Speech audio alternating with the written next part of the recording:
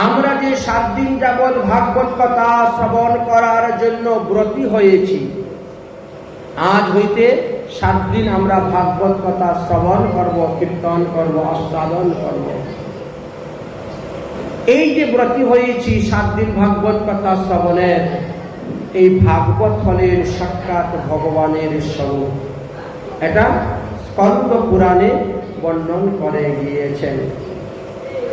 শ্রীমদ্ ভাগবতম অশ্বম শ্রীমদ্ ভাগবতম সদা, সর্বদা ভাগবত কথা শ্রবণ করবেন, সর্বদা ভাগবত কথা কীর্তন করবেন। কারণ ভাগবত হল প্রেমময়ী। এই প্রেমময়ী ভাগবত হয় শ্রীকৃষ্ণের অঙ্গ। ইহা হইতে হয় যত গুপ্ত কৃষ্ণ রঙ্গ। 4টি স্থানে ভগবান সর্বদা অবস্থান করেন। এক হল শ্রীমদ্ ভাগবত মহাপুরাণ, এক হলেন বৃন্দা দেবী তুলসী মহারানী, এক হলেন গঙ্গার জল গঙ্গা, আর এক হলেন ভক্তগণের হৃদয়। এই 4টি স্থানে ভগবান অবস্থান করেন। ভাগবত, তুলসী, গঙ্গা ভক্তজনে, চতুর্বিধা বিগ্রহ, এই 4 স্থানে। ভাগবতের নিয়ম হয়েছে সকালবেলা 6 ঘন্টা মূল পারায়ণ হবে শ্লোকের, আর বিকালবেলা 6 ঘন্টা তার বাংলা ব্যাখ্যা করা হবে। এটি হলো ভাগবতের প্রথম নিয়ম। আমাদের ভারতবর্ষের মধ্যে 4 ধরনের ভাগবত পারায়ণ দেখতে পাওয়া যায়। এক হলো রাজস্বিক ভাগবত পারায়ণ, এক হলো তামসিক ভাগবত পারায়ণ, এক হলো সাত্বিক ভাগবত পারায়ণ, আর এক হলো নির্গুণ ভাগবত পারায়ণ। এইভাবে 4টি ভাগে বিভক্ত করা হয়েছে। সপ্তাহ যজ্ঞমাভাতম সংশয়ন সাধুমূলাম সেবিতং গণনিঃস্বাপূতং বহু পূজাধিকাংশয়ম।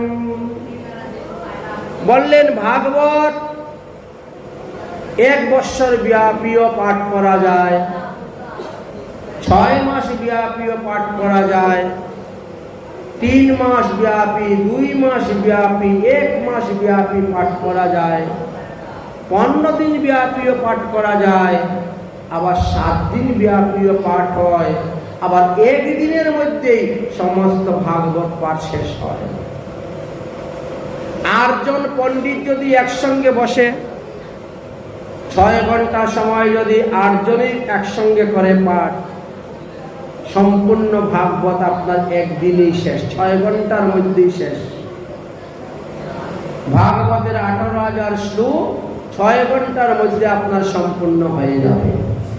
কিন্তু এই পাঠকে বলা হয় তামসিক পাঠ।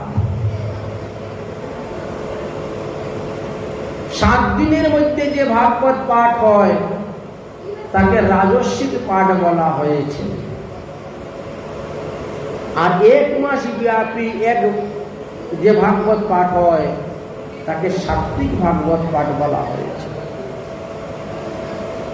বা 2 মাস ব্যাপী যে ভাগবত পাঠ, এবং 1 বৎসর ব্যাপী যে ভাগবত পাঠ হয় তাকে নির্গুণ ভাগবত পাঠ বলা হয়েছে। তাহলে আমরা বৎসর ব্যাপী ভাগবত পাঠ করতে পারি, কিন্তু একটা কথা আছে, যতদিন আপনার ভাগবত পাঠ সম্পূর্ণ না হয় ততদিন পর্যন্ত আপনি চুল, দাড়ি, নখ, মুছ কাটতে পারবেন না, সাবান, সুতা, খার বস্তু ব্যবহার করতে পারবেন না, সিদ্ধ চালের অন্ন খেতে পারবেন না, সরিষার তেল গায়ে মাখতে পারবেন না, স্ত্রী সহবাস আদি নিষিদ্ধ, পান, তাম্বুল, বিড়ি, সিগারেট, গুটখা, তামাকু, নিশাদ্রব্য আদি খাওয়া নিষিদ্ধ। এই কলিযুগের মানুষ 1 বৎসর এইভাবে নিয়ম পালন করে থাকবে, এমন লোক বড় বিরল,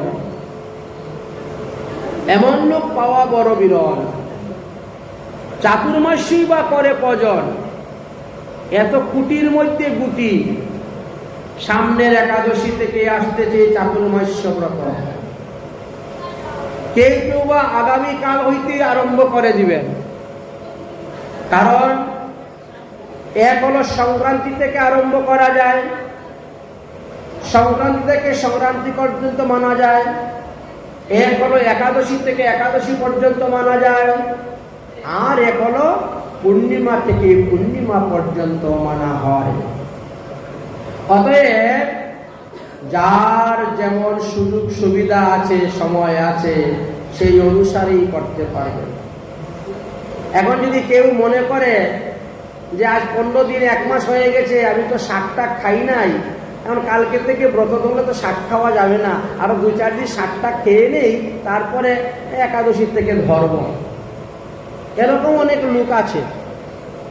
একটু বেগুন ভাজাটা খেতে ভালোবাসে, তো মনে করে একটু আগে ধরবো কেন, তাহলে একাদশী পূর্ণিমা থেকেই ধরি, তাহলে কার্তিক মাসে আরো কদিন বেগুন খেতে পারবো। কার্তিক মাসে বেগুন খাওয়া নিষিদ্ধ। এখন ব্রত ধরবে, চিন্তা করতেছে সংক্রান্তি থেকে ধরবো, সংক্রান্তি থেকে ধরলে তো অনেকটা সময় নষ্ট হয়ে যাচ্ছে। আচ্ছা, যদি একাদশী থেকে ধরি তাহলে আর 5-7 দিন বেগুন খেতে পারবো, পূর্ণিমা থেকে ধরলে আরো 10 দিন বেগুন খেতে পারবো, তাহলে পূর্ণিমা থেকেই ধরি ব্রতটা। এইরকম কিছু কিছু লোক আছে। ব্রত যে ধরে, ব্রত যে পালন করে, সেটার মধ্যে 3 ধরনের লোক আছে। এক হলো পাপ তাপ অপরাধ থেকে মুক্তির জন্য, নরক যন্ত্রণা থেকে মুক্তির জন্য ব্রত করে। দ্বিতীয় হলো রোগ সুখ ব্যাধি থেকে মুক্তির জন্য, টাকা পয়সা ধন দৌলতের জন্য মুক্তি ব্রত করে। আর এক ধরনের লোক আছে ভগবানের প্রীতির জন্য ব্রত করে। আমি ব্রত থাকলে, ব্রত করলে ভগবান সন্তুষ্ট হন, ভগবান খুশি হন, তাই আমি ব্রত করব। এই জন্য এই একাদশী আদি ব্রতকে বলা হয় হরি কুশলী ব্রত। হরিকে সন্তুষ্ট করার জন্য আমরা ব্রত করতেছি। আমরা পাপেরও ধারদারি না, পুণ্যেরও ধারদারি না, নরকেরও ধারদারি না। ভগবান তো বলেই গেছেন, মা ফলেষু কদাচন, ওরে তোমরা কাজ করে যাও, ফলের আশা করিও না। ফল তো আমি তোমাদেরকে দিবই, ফলের আশা তোমাদের করার কি প্রয়োজন, ফলের আশা করিও না। তাই বলছেন, যে পাঠের মধ্যে ধারাবাহিকতার অভাব সৃষ্টি হয়, যে পাঠে প্রমাদবশত মাঝে মাঝে বিশ্রাম হয়ে যায়, আবার শুরু বুঝে পাঠ আরম্ভ হয়, যে পাঠে অলস এবং অশ্রদ্ধা যুক্ত হয়, যে পাঠ 1 বৎসর বিধিবিধান ছাড়া হয়, তাহলে সেটাও রাজস্বিক তামসিকের মধ্যে পড়বে। বিধি বিধান যুক্ত যদি হয়, সবকিছু ঠিক থাকে, তবে সেটা নির্গুণ ভাগবতের মধ্যে পড়বে। তাই সর্বদা প্রেম ভক্তি যুক্ত হইয়া ভগবানের সন্তুষ্টের জন্য, ভগবানের সুখের জন্য ভাগবত পাঠ করবে, তবেই আপনার লাভ হবে।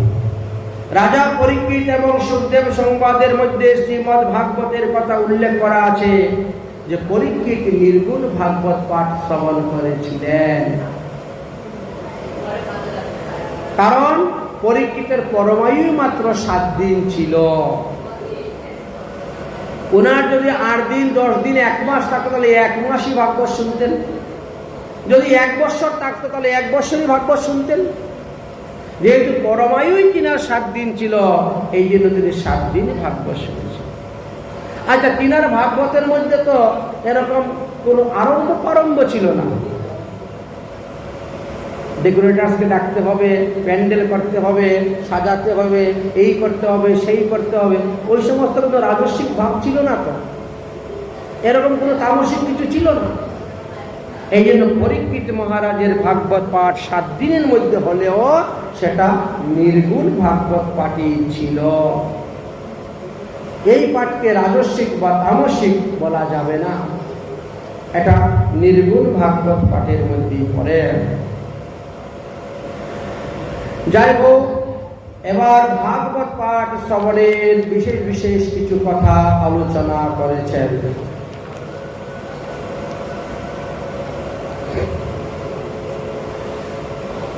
এই ভাগবত পাঠ সর্বপ্রথম করেছিলেন ব্রহ্মা।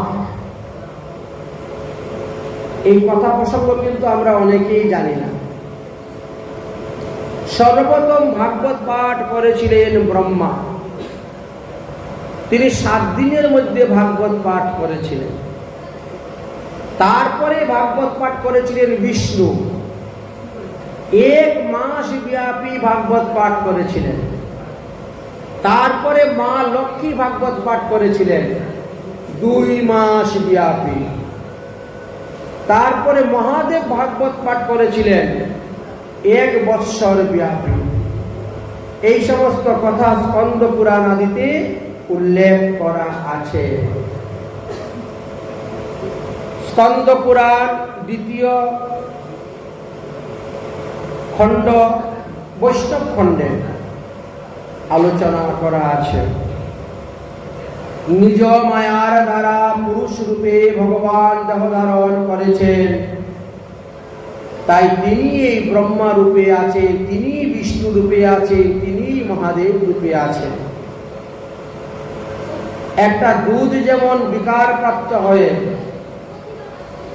দুধ দই হয়ে যায়, তারপরে দই মাখন হয়ে যায়, মাখন ঘি হয়ে যায়, বিকার প্রাপ্ত হয়। ঠিক তেমনি ভাবে ভগবান শ্রীকৃষ্ণ এই বিশ্ব ব্রহ্মাণ্ড সৃষ্টি স্থিতি পালনের জন্য তিনার 3টি গুণ হইতে 3 অবতার সৃষ্টি, যাকে আমরা ব্রহ্মা বিষ্ণু মহেশ্বর বলে জানি। 3-তে এক হয়েছেন যখন, তখন বলা হয়েছিল দত্তাত্রয়।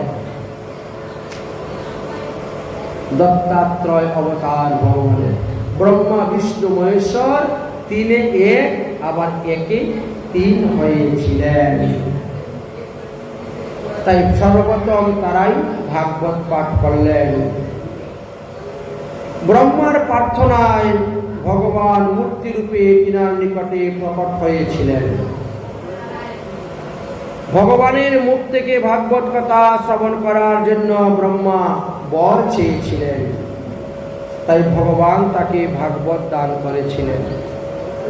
ব্রহ্মা সেই ব্রহ্মলোকে বসে সেই ভাগবত 7 দিন ব্যাপী পাঠ করেছিলেন। ব্রহ্মা শ্রীকৃষ্ণের নিত্য প্রাপ্তি এবং সপ্তাহ আবরণ ভঙ্গ করে শ্রীমৎ ভাগবত সপ্তাহ পারায়ণ করেছিলেন। ব্রহ্মা শেষে নারদকে এই ভাগবত দান করেছিলেন।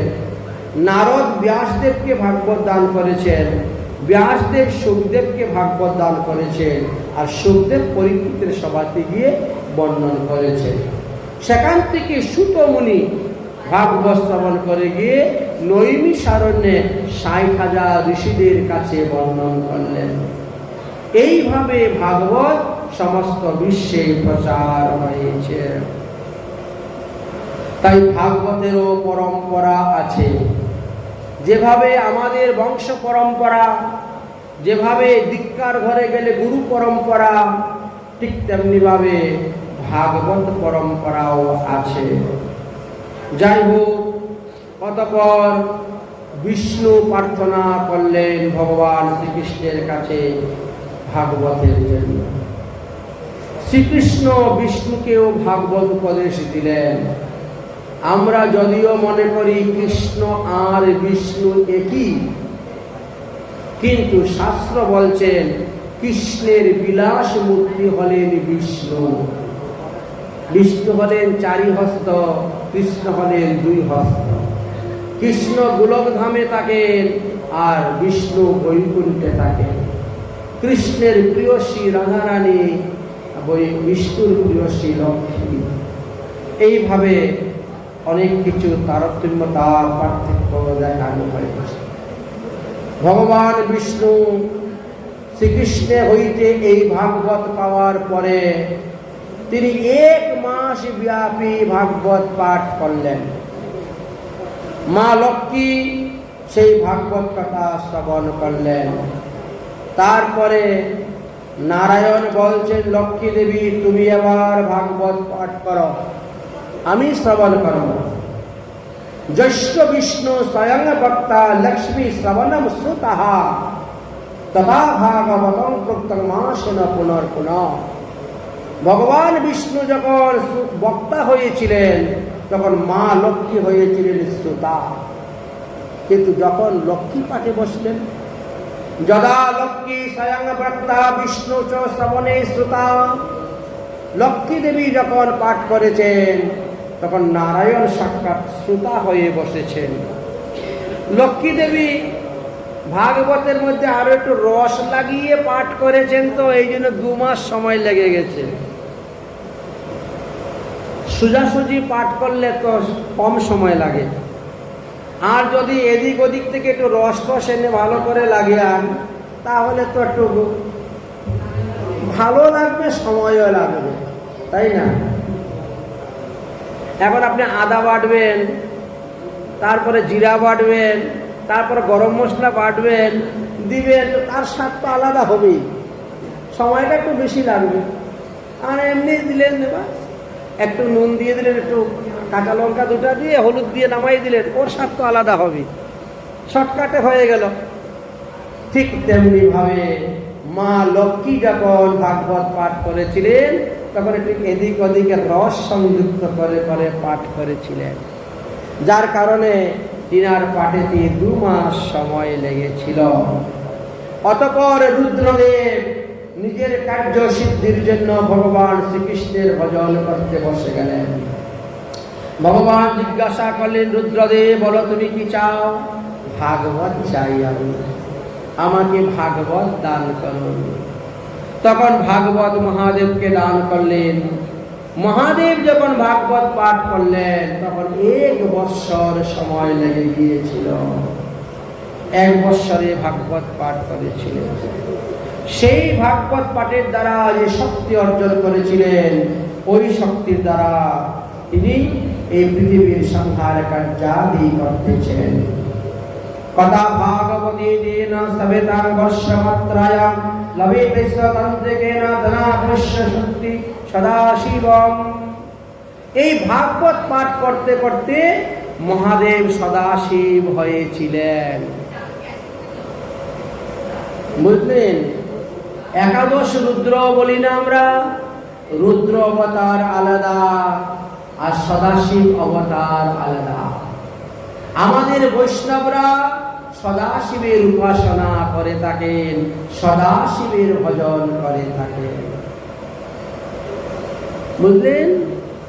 সদাশিবের পূজা করা হয়ে থাকে। মহাবিষ্ণুর অবতার আর সদাশিবের অবতার হলেন আমার অদ্বৈত চন্দ্র।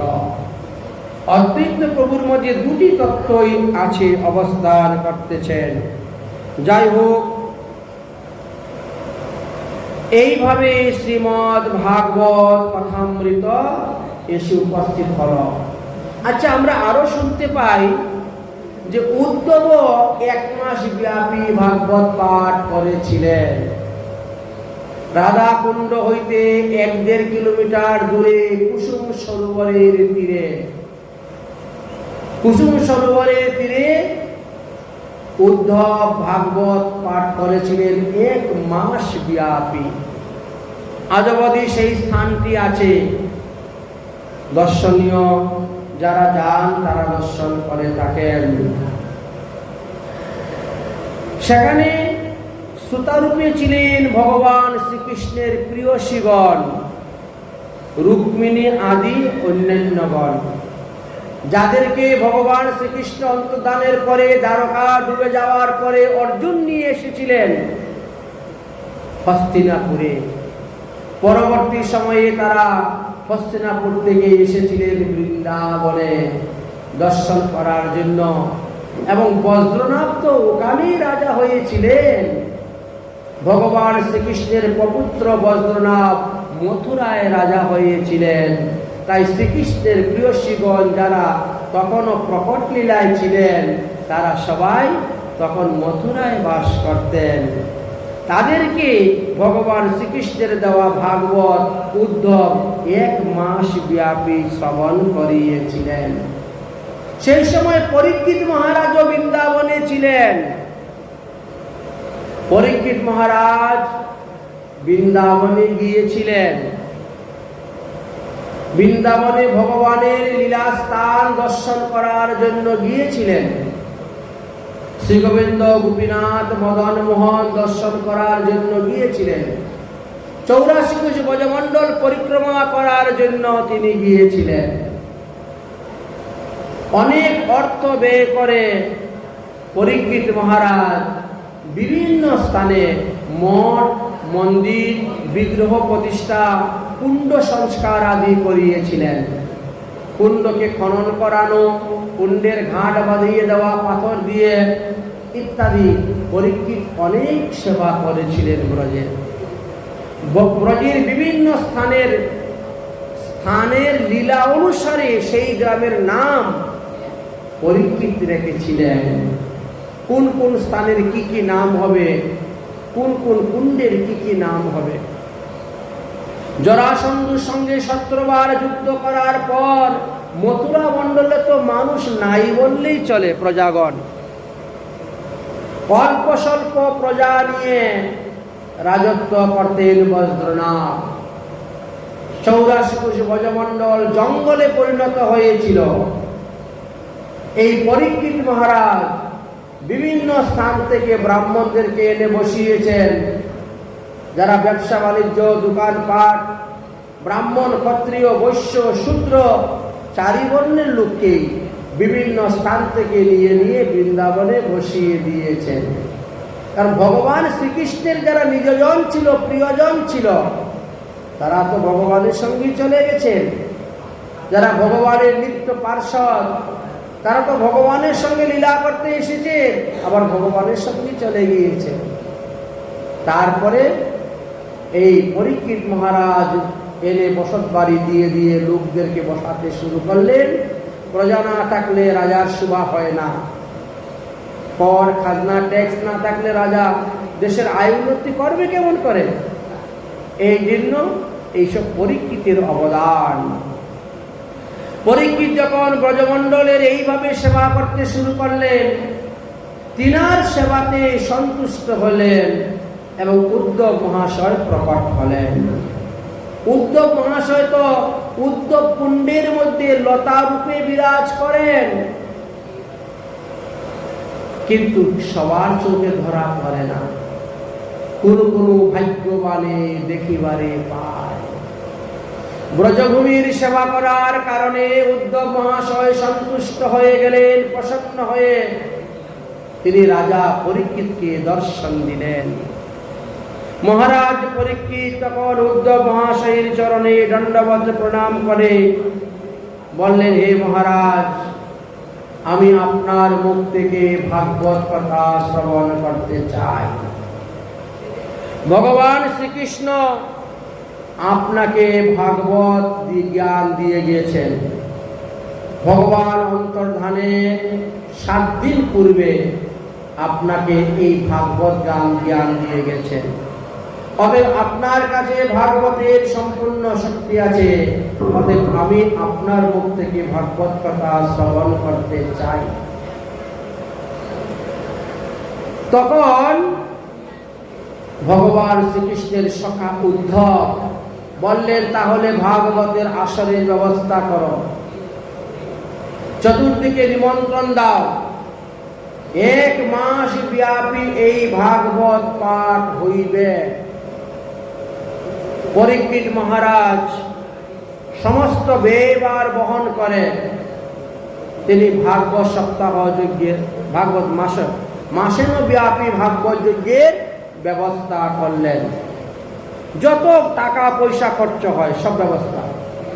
দূর থেকে আগত সমস্ত সাধুগুরু বৈষ্ণব, তাদের থাকার ব্যবস্থা, তাদের খাওয়ার ব্যবস্থা। 1 মাসের মধ্যে কেউ আর বাড়িতে যেতে হবে না। এখানেই থাকবেন, এখানেই বসবেন, এখানেই প্রসাদ পাবেন। সম্পূর্ণ থাকা খাওয়ার ব্যবস্থা করে দিলেন। শুভ দিন, শুভক্ষণ, শুভ মুহূর্ত দেখে ভাগবত মাসেন ব্যাপী পাঠের অধিবাস দেওয়া হলো। যেদিন সকালবেলা ভাগবত পাঠে বসবেন, ভাগবত গ্রন্থের পূজা করে ভাগবত পাঠ আরম্ভ হবে, এমন সময় হস্তিনাপুর থেকে সংবাদ এসে উপস্থিত হয়ে গেল, হে মহারাজ পরীক্ষিত, আপনার রাজ্যে কলি প্রবেশ করেছে, অতএব আপনি তাড়াতাড়ি চলুন, তাড়াতাড়ি চলুন। পরীক্ষিত মহারাজ তখন উদ্ধব মহাশয়কে বলছেন, এবার আমি কি করতে পারি, আপনি আমাকে আদেশ করুন। তিনি বললেন, যাও, তুমি আগে কলিকে নিগ্রহ করো, আগে তুমি কলিকে নিগ্রহ করো। তুমি যদি 1 মাস বৃন্দাবনে থেকে ভাগবত পাঠ শ্রবণ করো, 1 মাসের মধ্যে কলি তার ধর্ম, মানে কলি ধর্ম তো নয়, এটা অধর্ম, এটি হলো অধর্মের বন্ধু। অধর্মের 5 জন বন্ধু আছেন, এদেরকে আমরা ধর্ম বলে মনে করি, কিন্তু বাস্তবে এরা ধর্ম নয়, এরা অধর্মের শাখা বৃদ্ধি করে যাচ্ছে। আমাদের মধ্যে কিছু অজ্ঞান প্রাণী আছে, তারা ওইগুলাকে ধর্ম বলেই মেনে নিচ্ছে। অপধর্ম, ছল ধর্ম, পরধর্ম, আবাস ধর্ম, কপট ধর্ম, এগুলো ধর্ম নয়। নামটা ধর্ম, শুনতে ধর্ম বলে মনে হয়, কিন্তু বাস্তবে এটা ধর্ম নয়। এগুলি কলির অধর্মের বন্ধু। অতএব 1 মাস যদি তুমি বৃন্দাবনে বসে ভাগবত কথা শ্রবণ করো, 1 মাসের মধ্যে কলি এত ধর্ম তার অধর্ম প্রচার করবে, শেষে তুমি সামলাতে পারবে না। তাই যাও, তুমি আগে কলিকে নিগ্রহ করে আসো। রাজা পরীক্ষিত বললেন, তাহলে যে আমার ভাগবত কথা শ্রবণ করা হবে না, কলিকে নিগ্রহ করতে আমার যে কতদিন যাবে তার তো অন্ত নেই, তাহলে আমার যে ভাগবত কথা শ্রবণ করা হলো না। উদ্ধব মহাশয় বলেন, চিন্তা করো না, তুমি হলে ভাগবতের প্রধান শ্রোতা, 1 নম্বর শ্রোতা, তোমার থেকে শ্রেষ্ঠ শ্রোতা ভাগবতের কেউ নাই। তুমি ভাগবত শ্রবণ করবে, শুনতে পাবে, তাহলে কখন শুনতে পারবো বলেন? চিন্তা করো না, তোমাকে ভাগবত কথা শ্রবণ করানোর জন্য ব্যাসপুত্র সুখদেব স্বয়ং আসবেন। দেখেছেন এরা কি রকম ভবিষ্যৎবাণী বলে দিতে পারতেন? আগেই ভবিষ্যৎবাণী বলে দিচ্ছেন, তুমি হলে ভাগবতের প্রধান শ্রোতা, আর সুখদেব হলেন ভাগবতের প্রধান বক্তা। তিনি আসবেন তোমাকে ভাগবত কথা শ্রবণ করানোর জন্য, তুমি চিন্তা করিও না, তুমি আগে কলিকে নিগ্রহ করো। নন্দ নন্দন রূপস্থ শ্রী শুকদেব ভগবান ঋষি ভাগবত অমৃতম তিব্বম শ্রী বশিষ্ঠস্তন সংশয়। নন্দনন্দন ভগবান শ্রীকৃষ্ণ এক অংশে সুখদেব রূপে প্রকট হয়েছেন। ভগবানই সুখদেব রূপে প্রকট হয়েছিলেন, আর বিরজা নদী রূপে প্রকট হয়েছিলেন, আর গিরিরাজ গোবর্ধন রূপে প্রকট হয়েছিলেন নিত্য গোলক ধামে। যখন রাধারানী এবং শ্রীদামের মধ্যে সাপাসাপি হয়েছিল, তখন রাধারানীর প্রীতির জন্য ভগবান এই নিত্য গোলক ধাম থেকে ভোলক ধামে পাঠালেন ওই সুখদেব, সুখ পাখিকে পাঠালেন ওই বিরজা নদীকে, যিনি যমুনা হয়ে এসেছেন, আর গিরিরাজ গোবর্ধন পর্বতকে পাঠিয়েছিলেন। এত নিত্য ধামের নিত্য বস্তু এই বৃন্দাবন ধাম আগে এখানে ছিল না। এই বৃন্দাবন ধাম নিত্য গোলক ধামে ছিলেন। রাধারানীর প্রীতির জন্য শ্রী গোবিন্দ ভারতবর্ষে বৃন্দাবন ধামকে পাঠিয়েছেন। এটি গর্গ সংহিতার মাধুর্য খণ্ডে, গিরিরাজ খণ্ডে লেখা আছে, যে ভারতবর্ষে বৃন্দাবন ধাম নেই, যে ভারতবর্ষে যমুনা নদী নাই, যে ভারতবর্ষে গিরিরাজ গোবর্ধন পর্বত নাই, সেই ভারতবর্ষে গিয়ে আমার কি লাভ হবে গোবিন্দ? আমি কি সুখ পাব?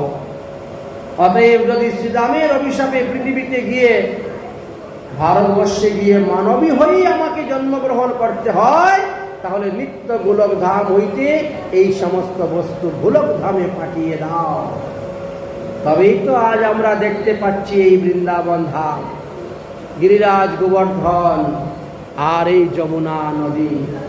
না হলে আমরা এদেরকে পেতাম না। অতএব পরীক্ষিত চিন্তা করিও না। নন্দ নন্দন স্বরূপস্থ শ্রী শুকদেব ভগবান ঋষি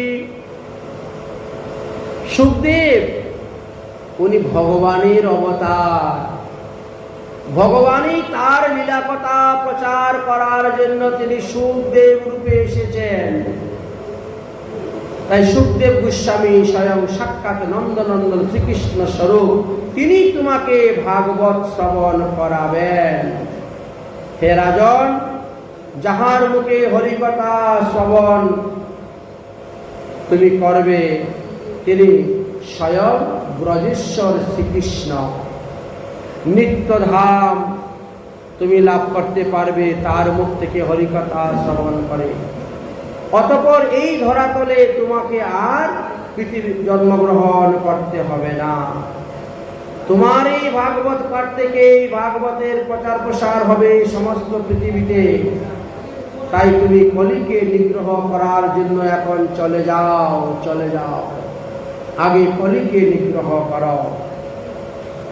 বৃন্দাবনে মা সম গোবর্ধন সমীপস্থ শ্রীমদ্ভাগবতমাস্বাদম তু উদ্ধবেন প্রবর্ততি। শ্রীধাম বৃন্দাবনে গিরিরাজ গোবর্ধন পর্বত হলো মুকুটমণি। আর এই গিরিরাজের মধ্যে অনেক সরোবর, অনেক কুণ্ড আছে, তার মধ্যে কুসুম সরোবর। সেখানে 1 মাস ব্যাপী ভাগবত পাঠ করেছিলেন উদ্ধব মহাশয়, তার প্রমাণ শাস্ত্রে তুলে ধরেছেন। অতএব চিন্তা করো না, যাও, তোমাকে ভাগবত পাঠ শোনাবে। এই জন্য তো পরীক্ষিত মহারাজ চলে গেলেন। পরীক্ষিত মহারাজ চলে গেলেন কোথায়? বর্তমানে যেটাকে আমরা দিল্লি বলি। এই দিল্লিটা ছিল খান্ডপ্রস্থ। আর যেখানে আমরা হস্তিনাপুর বলি, এখনো হস্তিনাপুর আছে দিল্লি থেকে একটু অনেকটা দূরে, সেই হস্তিনাপুরে রাজত্ব করতেন। সেখানে যাওয়ার পরে চতুরঙ্গ সেনা নিয়ে বেরোলেন কলিকে নিগ্রহ করার জন্য। চতুরঙ্গ সেনা বলতে কিছু লোক পায়ে হেঁটে যাচ্ছে অস্ত্রশস্ত্র নিয়ে, কিছু লোক ঘোড়ার উপরে চড়ে যাচ্ছে অস্ত্রশস্ত্র নিয়ে, কিছু লোক হাতির উপরে চড়ে যাচ্ছে অস্ত্রশস্ত্র নিয়ে, আর কিছু লোক রথে যাচ্ছে, রথে। এই বলা হয় চতুরঙ্গ সৈন্য। এইভাবে চতুরঙ্গ সৈন্য নিয়ে পরীক্ষিত মহারাজ রওনা হলেন। রওনা হয়েছে। চলতে চলতে চলতে চলতে সরস্বতী পূর্ববাহিনী নদীর তটে গিয়ে যখন উপস্থিত হয়েছেন, তখন দেখতে পেলেন এই কলিকে। কলি এক রাজার বেশ ধারণ করেছে, মাথার মধ্যে রাজ মটুক পরেছে, আর একটা গাভীকে খুব বেত্রাঘাত করতেছে, গাভীটাকে সামনের দিকে যেতে দিবে না। একটা বৃষ এক পায়ে দাঁড়িয়ে আছে, তার পায়ের মধ্যে লাথি মারতেছে সে যাতে পড়ে যায়। এই দৃশ্য দেখার পরে পরীক্ষিত মহারাজের মনে বড় দুঃখ উপস্থিত হল। তিনি বলছেন, কে তুমি? শূদ্র অধম, দেখে তো বেশভূষা রাজার মতো মনে হচ্ছে, কিন্তু আচার আচরণ গুলা শূদ্র হইতে আরো নিকৃষ্ট। তুমি যেই হও না কেন, আমি তোমাকে এখনই বধ করব। বলেই অস্ত্র উত্তোলন করেছেন। কলি দেখলো পালিয়ে যাওয়ার কোনো উপায় নেই, মাথার মুকুটটা খুলে দিয়ে একেবারে পরীক্ষিতের চরণে শরণাপন্ন হয়ে গেলেন। রাজাদের একটা নিয়ম আছে, শরণাগতিকে কখনো বধ করতে নাই। সে যত বড়ই পাপী হোক, যত বড়ই অপরাধী হোক না কেন, সে যদি শরণ নিয়ে নেয় চরণে, তাহলে তাকে বধ করা যাবে না। তাই তাকে আর বধ করলেন না। জিজ্ঞাসা করলেন তার পরিচয়, তুমি কে? তুমি কেন এই গাভী এবং বৃষের সঙ্গে দুর্ব্যবহার করতেছ? তখন তিনি বললেন, আমি হলাম কলি, এই কলিযুগের রাজা আমি হলাম কলি। যেদিন ভগবান শ্রীকৃষ্ণ নিত্যধামে চলে গেছেন, সেদিন থেকে আমার জন্ম, কলিযুগের জন্ম। কলিযুগের জন্ম কখন হয়েছিল? মাঘী পূর্ণিমা। ওই প্রতি বৎসর মাঘী পূর্ণিমাতে ওই দিন কলিযুগের গণনা হয় দিন। মাঘী পূর্ণিমাতে ভগবান শ্রীকৃষ্ণ নিত্যলীলায় গমন করেছিলেন, আর সেদিন থেকে কলিযুগের জন্ম হয়ে আরম্ভ। কলি বলছে আমার জন্মের 30 বৎসর পার হয়ে গিয়েছে, কিন্তু এখন পর্যন্ত আমি আমার ধর্মকে প্রচার করতে পারি নাই। তাই এবার আমি কিছু কিছু করে আমার ধর্ম প্রচার করার জন্য বেরিয়েছি। তার মধ্যে আপনি এসে গেলেন, আমাকে মারবেন না, আমাকে প্রাণে মারবেন না। পরীক্ষিত মহারাজ বলছেন, হে অধর্মের বন্ধু কলি, তুমি আমার রাজ্যে থাকতে পারবে না। যতদিন আমি পৃথিবীতে জীবিত আছি, ততদিন তুমি আমার এই রাজ্যে থাকতে পারবে না। দূর হও এখান থেকে, না হলে তোমাকে বধ করব। কলি তৎক্ষণাৎ সেখান থেকে চলে গেলেন। কিন্তু যাবেন কোথায়? আজ থেকে 5000 বৎসর আগেও মহারাজ পরীক্ষিত ছিলেন এই শশাগরা পৃথিবীর রাজা। সমস্ত পৃথিবীর রাজা ছিলেন, রাজাদিরাজ পরীক্ষিত মহারাজ ছিলেন, শশাগরা পৃথিবীর রাজা।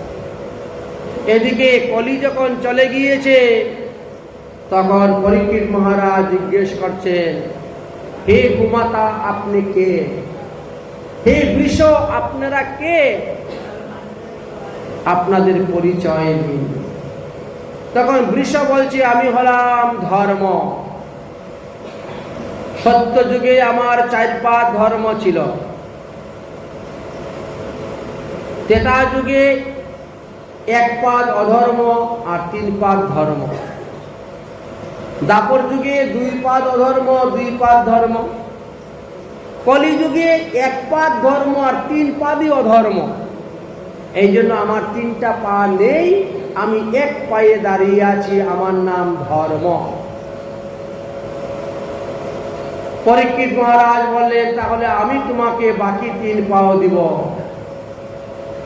দয়া, সত্য, তপস্যা, এই 3টি চরণ আমি তোমাকে দিলাম। এই নিয়ে তুমি 4 চরণ নিয়ে তুমি দাঁড়াও, দাঁড়িয়ে থাকো, যেখানে খুশি সেখানে যাও, চলাফেরা করো। তোমাকে 4 চরণ আমি দিয়ে দিলাম। সত্য যুগের মতনই আবার 4 চরণ পেয়ে হাঁটলাম। হে গাভী দেবী আপনি কে বলুন? আমি হলাম পৃথিবী মাতা, ধরিত্রী দেবী, বসুন্ধরা, ধরিত্রী। ও, তা তুমি গাভী রূপ ধারণ করে কোথায় যাচ্ছ গো মা? আমি যাচ্ছি ভগবানের কাছে। যেদিন থেকে ভগবান শ্রীকৃষ্ণ অন্তর্ধান হয়েছেন, সেদিন থেকে মানুষের পাপাচরণ বাড়তে শুরু হয়েছে। বাড়তে বাড়তে 5000 বৎসর হয়ে গেছে। আমি আর এই পাপের ভার সহ্য করতে পারছি না। তাই আমি ভগবানের কাছে রওনা হয়েছিলাম, যে ভগবান এসে তাড়াতাড়ি পৃথিবীতে অবতীর্ণ হয়ে ওই পাপীদেরকে সংহার করেন। কিন্তু এই দুষ্ট কলি আমাকে যেতে দিবে না, আমাকে যেতে দিবে না। ও ঠিক আছে, ঠিক আছে মা, আর কলি থেকে তোমার কোনো ভয় নেই, আর কলি থেকে তোমার কোনো চিন্তা নেই। যাও, তুমি স্বচ্ছন্দে ঘুরে বেড়াও। আমি যতদিন পৃথিবীতে রাজা আছি ততদিন কলি তোমার কোনো ক্ষতি করতে পারবে না। এইভাবে পরীক্ষিত মহারাজ বৃষ এবং গাভী অর্থাৎ পৃথিবী এবং ধর্ম দুজনকেই সন্তুষ্ট করে বিদায় দিলেন। রাজা এবার হস্তিনাপুরে ফিরবেন। এমন সময় কলি আবার দৌড়ে এসে চরণে পড়ে গেলেন। চরণে পড়ে গেছে, বলছেন মহারাজ, মহারাজ, এ কি কলি, তুমি আবার আসলে কেন? আমি কোথায় থাকবো? শশাগড়া পৃথিবীর রাজা আপনি, তাই যেখানে যাই সেখানে আপনাকে দেখতে পাই।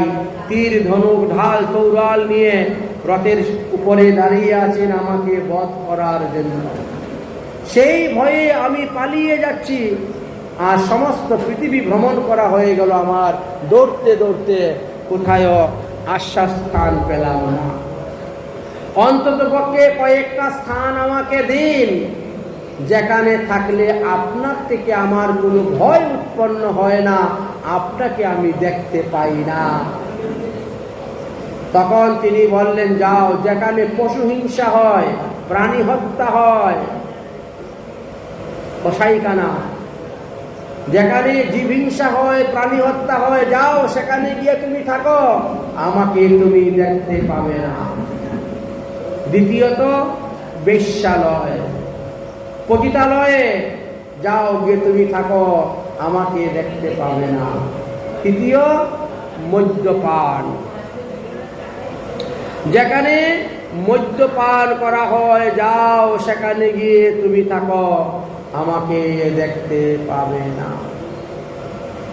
এই তিনটা স্থান আমি তোমাকে দিলাম, যাও এই তিন স্থানে ঘুরে বেড়াও স্বাচ্ছন্দ্যে। এই তিন স্থানে তুমি কখনো আমাকে দেখতে পাবে না। মনের আনন্দে তিনি ঘুরে বেড়াচ্ছেন, সেখানে আছেন। কিন্তু কলির একটা চিন্তা, এই তিনটি স্থানে থেকে তো আমি কোনদিন পরীক্ষিতকে মারতে পারব না, আর পরীক্ষিত না মরলে আমিও আমার ধর্মকে বিস্তার করতে পারব না। পরীক্ষিতকে মারতে হবে, কিন্তু মারব কেমন করে? পরীক্ষিত তো কোনদিন প্রাণী হত্যা করে না, জীব হত্যা করে না, সে তো ভগবানের প্রসাদ খায়। পরীক্ষিত কোনদিন বেশ্যালয়েও যায় নাই,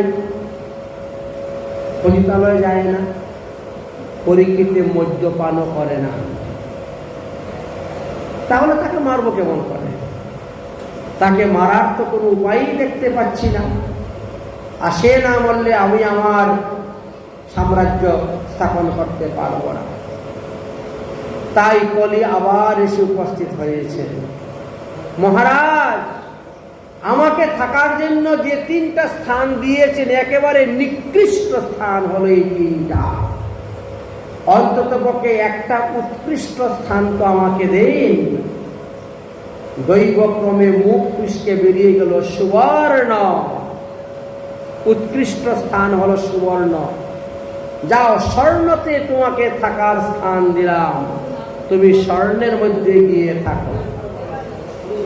কলি এখন চিন্তা করলো, বাহ, পরীক্ষিতে রাধা মাথার মধ্যে কত বড় স্বর্ণের মুকুট, এইবার ওর মধ্যে ঢুকে আমি তার মাথা নষ্ট করব সুবর্ণতে। এই জন্য সাধুরা সোনা টোনা পড়তে বেশি ভালোবাসে না। আবার যদি কলি ঢুকে যায় বিপদ। কলি মানেই তো কলহ, ঝগড়াঝাটি, এর নামই কলি। বললেন কার সংসারে বলেন তো কলি নাই, ঝগড়াঝাটি নাই, অশান্তি নাই? সব সংসার এই তো হলো সেই কলি। এবার পরীক্ষিতের মাথায় ঢুকতে চাইলেন, কিন্তু কলি ঢুকতে পারল না। আরে, সুবর্ণের মধ্যে স্থান পাওয়া সত্ত্বেও আমি ঢুকতে পারলাম না কেন? তখন চিন্তা করছে কলি কারণটা কি। কারণ হলো ওটা যুধিষ্ঠির মহারাজের মাথার মুকুট ছিল। ধর্মরাজ যুধিষ্ঠির উনি তো চুরি ডাকাতি করে বেঈমানি করে সোনা কিনে আর মুকুট বানান নাই, ওটা সাত্বিক পরিশ্রমের পয়সা। যদি কেউ নিজে পরিশ্রম করে পয়সা উপার্জন করে স্বর্ণের কোনো কিছু বানায়, ওর মধ্যে কলি ঢুকতে পারবে না। কিন্তু অসৎ পথে পয়সা উপার্জন করে যদি কেউ বানায়, ওর মধ্যে কলি ঢুকবেই ঢুকবে। তার প্রমাণ এখানেই আছে। পরীক্ষিত মহারাজ একদিন মনে মনে চিন্তা করলেন, যদি আমার রাজ্যের মধ্যে দুর্ভিক্ষ হয়, অনাবৃষ্টি হয় বা বন্যা হয় কোনো না কোনো কারণে, তাহলে আমি প্রজাদেরকে রক্ষা করতে পারবো এমন ধন কত আছে আমার ঘরে। দেখি তো একবার আমার বাপ দাদার খাজানাগুলা খুলে। বাপ দাদার খাজানা ঘরে কেমন জিনিস আছে, মানে কুষাগার বলা হয়। এই জন্য একদিন গিয়েছিলেন কুষাগার। গিয়ে দেখেন কুষাগারে অনেক সন্দুক, কাঠের সন্দুক। এক একটা সন্দুক খুলে দেখছেন কত সোনা দানা হীরা মণি মুক্তা আছে। দেখতে দেখতে একটা সন্দুকের মধ্যে বিশাল বড় একটা স্বর্ণের মুকুট দেখতে পেলেন। ওরে বাবা, এই মুকুটটা তাহলে আজকে আমি মাথায় দিয়ে রাজকার্য করব। এত সুন্দর মুকুট থাকতে আমি এই কি একটা মাথায় দিয়ে আছি 30 বছর ধরে। তাই যুধিষ্ঠিরের রাজার মাথার মুকুটটা নিজের মাথার থেকে খুলে দিলেন আর ওইটা মাথায় নিয়ে নিলেন। ওটা ছিল মগধরা জরাসন্ধুর মাথার মুকুট। জরাসন্ধু যে কত বড় পাপী সবাই জানে। এত ছিল কংসের শ্বশুর, সেই মগধরা জরাসন্ধু। ভীম তাকে বধ করার পরে ওই মুকুটটা নিয়ে এসেছিলেন। আজ পরীক্ষিত মহারাজ সেই মুকুট মাথায় দিয়ে রাজকার্যে বসেছেন। এবার শুরু হয়ে গেল উলট পালট, উল্টা পালট। মাথায় আর কাজ করছে না। পরীক্ষিত মহারাজ বলছেন, আমি রাজা হয়েছি 30 বৎসরের উপরে হয়ে গেল। আমাদের রাজাদের একটা প্রধান খেলা হলো হরিণ শিকার করা, মৃগয়া। আমি আমার জীবনে কোনোদিন হরিণ শিকার করতে যাই নাই, মৃগয়া করতে যাই নাই। চলো চলো, আজ আমরা মৃগয়া করতে যাব, হরিণ শিকার করতে যাব। রাজ আদেশে সবাই তৈরি হলেন, গেলেন হরিণ শিকার করতে জঙ্গলে। হরিণের পিছনে দৌড়তে দৌড়তে ক্ষুধা পিপাসায় কাতর হয়ে গেলেন। প্রজাদেরকে বললে, তোমরা এখানে বসো, ওই দেখা যাচ্ছে একটা আশ্রম, আমি ওই আশ্রমে যাচ্ছি। আশ্রম থেকে একটু জল পান করে আসি। যে আশ্রমে তিনি গিয়েছিলেন সেই আশ্রমটা ছিল সৌমিক মুনির আশ্রম। তিনিও একজন তপস্বী ব্রাহ্মণ। তিনি এমনভাবে তপস্যায় লীন হয়ে আছেন যে বাইরের কোনো শব্দ তিনার কানের মধ্যে প্রবেশ হয় না। আমরা যদি জুড়ে 2 কান চেপে ধরি, বাইরে কোনো শব্দ যেমন ঢুকে না, ঠিক তেমনি ভাবে তিনি মনকে এমনভাবে একাগ্রহ করেছিলেন, ইন্দ্রিয়কে এমনভাবে একাগ্রহ করেছিলেন যে বাইরের কোনো শব্দ তিনার কানের ভিতরে প্রবেশ করে না। একমাত্র তিনি যে মন্ত্র উচ্চারণ করতেছেন সেটাই তিনি শুনতে পান। যেমন মনে করেন অনেকে যোগ ব্যায়াম করেন না,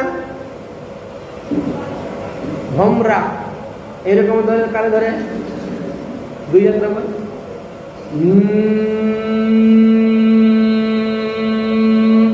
পারে না, দেখবেন নিজের শব্দটা নিজে শুনতে পাচ্ছেন কিন্তু বাইরের কোনো শব্দ শোনা যাচ্ছে না। ভামরি ভামরি বলে না এটাকে? হ্যাঁ, এইভাবে ধরেন তো নিজেরটা নিজে শুনতে পাচ্ছেন। ঠিক তেমনি ভাবে উনিও এমন ভাবে ইন্দ্রিয়কে সংযম করেছেন, বাইরের কোনো শব্দ কানে ঢুকে না। পরীক্ষিত মহারাজ গিয়ে উপস্থিত হয়েছেন। হে মহারাজ, আমি পিপাসাযুক্ত, আমাকে জল দাও। আমি পঞ্চপাণ্ডবের বংশধর, আমি এই দেশের রাজা। মহারাজ পরীক্ষিত, আমি পিপাসাযুক্ত হয়ে তোমার কাছে জল প্রার্থনা করতেছি, আমাকে জল দাও। কিছুই নেই। তিনি তো বসেই আছে, চোখ বন্ধ করে। ও, সাধুশান্ত মুনি ঋষিরা রাজদর্শন করে না। রাজদর্শন করা নারী দর্শন করা সমান, স্ত্রী দর্শন করা সমান, এই জন্য করে না। মহাপ্রভু রাজা প্রতাপরুদ্রকে দর্শন করতেন না। কতবার চেষ্টা করলো করার, হবে না। চৈতন্য চরিতামৃত গ্রন্থে তা আছে। এখানেও তাই। সত্যি কি উনি তপস্যা করতেছেন না আমাকে জল দিবেন না বলে, আমাকে দর্শন করবেন না, কথা বলবেন না বলে চোখ মুজে বসে আছেন? পরীক্ষা করব কেমন করে। কলি তো মাথার মধ্যে বসে আছে, কলি অসৎ বুদ্ধি যুগায়। কলি এক অংশে মৃত সর্প হয়ে পড়ে আছে পাশে, কি না করতে পারে কলি। মাথার মধ্যে বুদ্ধি আসলো, ধনুকের ছিলা দিয়ে ধরে মৃত সর্পটা গলার মধ্যে পেঁচিয়ে দিয়েছেন। তথাপিও ঋষির কোনো নড়চড় নেই, ডর ভয় নাই, কিছুই নাই। চলে আসলেন। দূরের থেকে আরো অন্যান্য ঋষি বালকগণ দেখতেছে এই সমস্ত কাণ্ড কীর্তি। দেখে তারা দৌড়ে গিয়েছে কৌশিক নদীর তীরে। সেখানে ছিলেন সৌমুখ মুনির পুত্র সিঙ্গি। পরে সিঙ্গি, তোদের বাড়িতে একজন রাজা এসেছে। ওই রাজা তোমার বাবার গলায় সর্প ঝুলিয়ে দিয়েছে। জন্মের পর থেকে তুমি মাকে দেখতে পাও নাই, এখন থেকে বাবাকেও আর পাবে না, তুমি এতিম হয়ে যাবে। তোমার বাবা ওই সর্প যে সুবল দেয়, তবে কি আর তোর বাবা বাঁচবে? গলার মধ্যে সাপ ঝুলিয়ে দিয়েছে। সিঙ্গি এই কথাটা শোনার সঙ্গে সঙ্গেই মাথা গরম হয়ে গেল। কৌশিক নদীতে আচমন করলেন, হাতে জল নিলেন, অভিসম্পাদ দিয়ে দিলেন। যে রাজা আমাদের বাড়িতে গিয়ে আমার পিতার গলায় সর্প ঝুলিয়ে দিয়েছে, সেই রাজাকে সপ্তম দিবসে তক্ষক নাগ ধ্বংসন হবে এবং তার মৃত্যু হবে, তার শরীর ভস্মীভূত হয়ে যাবে। অভিসম্পাদ দিলেন, গৃহে ফিরে আসলেন। পিতাজি পিতাজি পিতাজি বলে কান্না শুরু করে দিলেন। মনে করছেন বাবা মারা গিয়েছে, সর্পের ছুবলে ধ্বংস। পুত্রের ক্রন্দন ধ্বনি ধীরে ধীরে কানের মধ্যে প্রবেশ হলো। জ্ঞান সমাধি ভঙ্গ হলো। গলার মধ্যে মৃত সর্প দেখলেন, খুলে ফেলে দিলেন। তখন ঋষিপুত্র বলছেন, পিতাজি, যে রাজা আপনার গলায় সর্প ঝুলিয়ে দিয়েছে আমি তাকে অভিসম্পাদ দিয়েছি। আগামী সপ্তম দিবসে তক্ষক ধ্বংসনে তার মৃত্যু হবে, তার দেহটা ভস্মীভূত হয়ে যাবে, ছাই হয়ে যাবে। শোনার সঙ্গে সঙ্গে মাথায় হাত দিয়ে দিয়ে সর্বনাশ, একই করলে হে অপুত্র বুদ্ধি বালক। এখনো বুদ্ধিটা পাকে নাই, অপক্ষ বুদ্ধি বালক, একই করলে।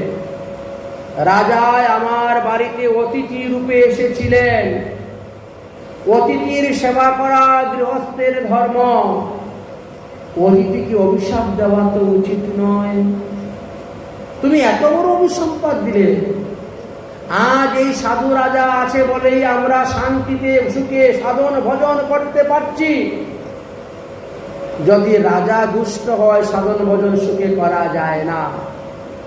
যেমন রাবণ যখন রাজা ছিল, কোন সাধুরা সুখে ভজন করতে পারে নাই। লঙ্কাতে তো ভজন করতেই পারবে না কেউ, লঙ্কাতে কেউ কোনো শাস্ত্রগ্রন্থ পড়তে পারত না, নিষেধ। অন্যান্য হিরণ্য কৌশুক, হিরণ্য কাক্ষ, দেখেন তাদের আমলের সময় কেউ সাধন ভজন করতে পারত না। রাজা ধার্মিক বলে আজ আমরা ধর্ম পালন করতে পারতেছি, সাধন ভজন করতে পারতেছি। রাজা যদি অধার্মিক হয়ে যায় তাহলে তুমি এমন একজন বৈষ্ণব রাজা কি তুমি অভিসম্পাদ দিলে, এই রকম রাজা আর পাওয়া যাবে না, আর পাওয়া যাবে না। অরে অপক্ষ বুদ্ধি বালক, তুমি একই করলে, এত লঘু পাপে গুরুদণ্ড হয়ে গেল। সামান্য একটু পাপের জন্য এত বড় অভিসম্পাদ তুমি দিলে, বড় দুঃখ পেচ্ছে। কিন্তু কি করবেন, অভিসম্পাদ তো আর ফিরিয়ে নেওয়া যাবে না। যেটা হয়ে গেছে হয়ে গেছে, সেটাকে আর ফিরিয়ে নেওয়া যাবে না। কি করা যায়? গৌর বসু নামে এক প্রিয় শিষ্য ছিলেন সৌমিক মুনির। সেই শিষ্যকে বললেন, যাও তুমি গিয়ে মহারাজ পরীক্ষিতকে বলো আর মাত্র 7 দিন পরমায়ু আছে, 7 দিনের মধ্যে যাতে তিনি ভগবান পদপদ্ম লাভ করতে পারেন, তার জন্য একটা উপায় করে নেন, ব্যবস্থা করে নেন। কারণ 7ম দিবসে তক্ষক দংশনে তার মৃত্যু হবে, কেউ তাকে বাঁচাতে পারবে না। তার শরীরটা ভস্মীভূত হয়ে যাবে, ছাই হয়ে উড়ে চলে যাবে। এবার সেই গৌর বসু রওনা হয়েছেন হস্তিনাপুরের দিকে। মহারাজ পরীক্ষিত সদল বলে সবাইকে নিয়ে রাজবাড়ি এসে উপস্থিত। মাথার থেকে মুকুটটা খুলে যখন রেখেছেন, সঙ্গে সঙ্গে সৎ বুদ্ধি, সৎ ভাবনা, সৎ চিন্তা চলে আসলো। একই আজ আমি হরিণ শিকার করতে গিয়ে একজন ঋষিকে অপমান করলাম, অবমাননা করলাম। আমার পিতৃপুরুষগণ কেউ কোনোদিন সাধুগুরু বৈষ্ণবকে অপমান করেন নাই, অনাদর করেন নাই। আজ আমি যে অপরাধ করেছি, নিশ্চয়ই এই পাপের ফল আমাকে ভোগ করতে হবে, চিন্তা করছেন। এমন সময় গৌর বসু গিয়ে হস্তিনাপুরে উপস্থিত। হে মহারাজ পরীক্ষিত, আপনি আমার গুরুগৃহে গিয়ে যে কর্ম করেছেন, গুরুপুত্র শৃঙ্গী আপনাকে অভিসম্পাদ দিয়েছে, 7ম দিবসে তক্ষক দংশনে আপনার মৃত্যু হবে। অতএব 7 দিনের মধ্যে ভগবান পদপদ্ম লাভ করার উপায়টা খুঁজে নিয়ে নেন, বলে চলে গেলেন। পরীক্ষিত মহারাজের সঙ্গে সঙ্গে নির্বেদ উপস্থিত হয়ে গেল। তিনি কিনার পুত্র বড় ছেলে জন্মেজয়কে তখন রাজা করে দিলেন। আর মুহূর্তের মধ্যেই একখানা কুশাসন বগলে নিয়ে বেরিয়ে চলে গেলেন। গঙ্গার তটে তিনি পূর্বমুখী হয়ে বসেছেন মা গঙ্গার পাশে, কুশাসন উত্তরমুখী হয়ে আছে, বসে চিন্তা করছেন তক্ষক দংশন করলে দেহটা জলের মধ্যে পড়ে যাবে, তাহলে গঙ্গার জল পর্যন্ত উদ্ধার হওয়া যাবে, কিছুটা মঙ্গল হবে, কল্যাণ হবে। 7 দিনের মধ্যে কি এমন সাধন, কি এমন ভজন আছে যা করলে পরে ভগবান পদপদ্ম লাভ করা যাবে? এই চিন্তা নিয়ে পরীক্ষিত মহারাজ বসে আছে।